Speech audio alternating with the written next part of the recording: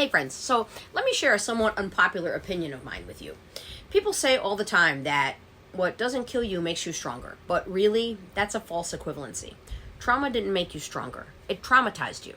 It may not have killed you, but it definitely takes away from you in many ways, leaving you with parting gifts like PTSD and a dysregulation of your nervous system, and lots of feelings you never wanted, to put it mildly.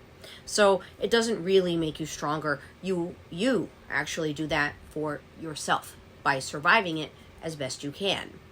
And speaking of surviving, one thing that trauma does that I don't think we talk about nearly enough is that another of its parting gifts is that it leads you to live in a survival mode for a long time.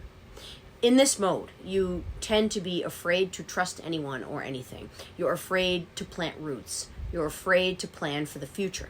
You're afraid to be open and let people in emotionally. You develop this I don't care, I don't need anyone attitude instead of feeling your feelings. You run from good things because you want to make sure that you leave them before they leave you. You spend a lot of time self-sabotaging. You gravitate to the familiar even when the familiar is the worst choice you have in a situation. And look, nobody wants to consciously do these things. Nobody wants to feel like they have been drowning for years and the life preserver is somewhere on a distant shore that they don't have the strength to swim to. That's kind of how living in survival mode is, isn't it? It's exhausting.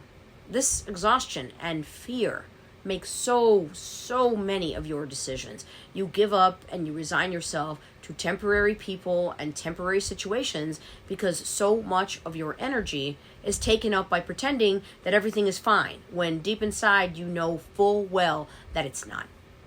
Friends, to heal a deep physical wound, you have to put salve on it and care for it properly. Emotional pain is not much different. There isn't really a one-size-fits-all solution for trauma, but I can tell you from personal experience that pretending it didn't happen and neglecting it is definitely not the answer. When it comes to pain, you will hear often people say, sit with it. But what does that really mean? It means let those emotions exist. Feel them. Allow yourself to cry, which there is absolutely no shame in. Work on building coping skills, which are your salve, so to speak. And know, I mean really know and understand that those feelings will not last forever. You will heal from them. But as they say, you've got to feel it to heal it. I will not lie to you. Healing involves discomfort, a lot of it. But here's some real talk. The alternative to doing that work is also uncomfortable and difficult. Not healing keeps you stuck. It keeps you a prisoner. It haunts you. And you end up in the same situations often, just with different characters. All your new beginnings have the same old endings. And if you've ever asked yourself a lot of questions about why things never seem to work out for you, and you can't find answers, then it may be time to ask yourself some harder questions. Such as, why do I keep getting in my own way when opportunities come along? Why do I keep surrounding myself with people who show me that they don't really give a damn about me? Why do I keep finding partners who are not willing or able to love me the way I want and need to be loved?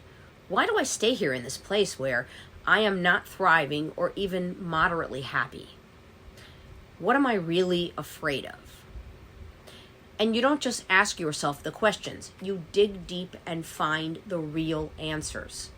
Some of them will include insecurity, the need for validation, the fear of being alone, fear of failure, fear of success. Yes, that's a real thing.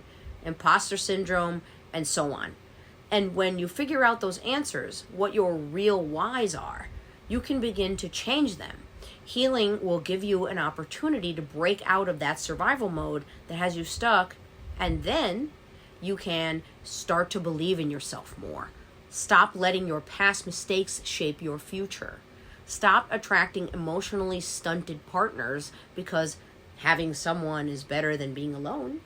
Start eliminating the phonies, the hangers-on, and the people around you that take you for granted. Stop allowing disrespect. Start embracing that you are worthy of all those things you really want. Unhealed trauma will have you missing opportunities and healthy connections with people and just a better life in general because you don't believe that you deserve it. You end up self-sabotaging because healthy, good things are not what you are used to. And unfortunately, sometimes you also end up hurting people who are trying to offer you those healthy, good things as a result. Friends, you need to understand this very important statement. What happened in the past is not indicative of what you deserve in the future. Your trauma does not define who you are. Your family dysfunction does not define who you are. Your past does not define who you are. Your failures don't. Your tragedies don't. Your haters don't. The people who did you dirty don't. You do not ever give anything or anyone that kind of power. You define who you are today, right now. And if that definition needs to be revised and improved, you hold the only key to that door. It's not always easy, but there's so much more to life than just surviving it. You deserve an opportunity to experience that without the chains of trauma holding you back. That's all I've got for you this week. I'll be back next week with another priority message. Until then, take good care of yourselves. Bye.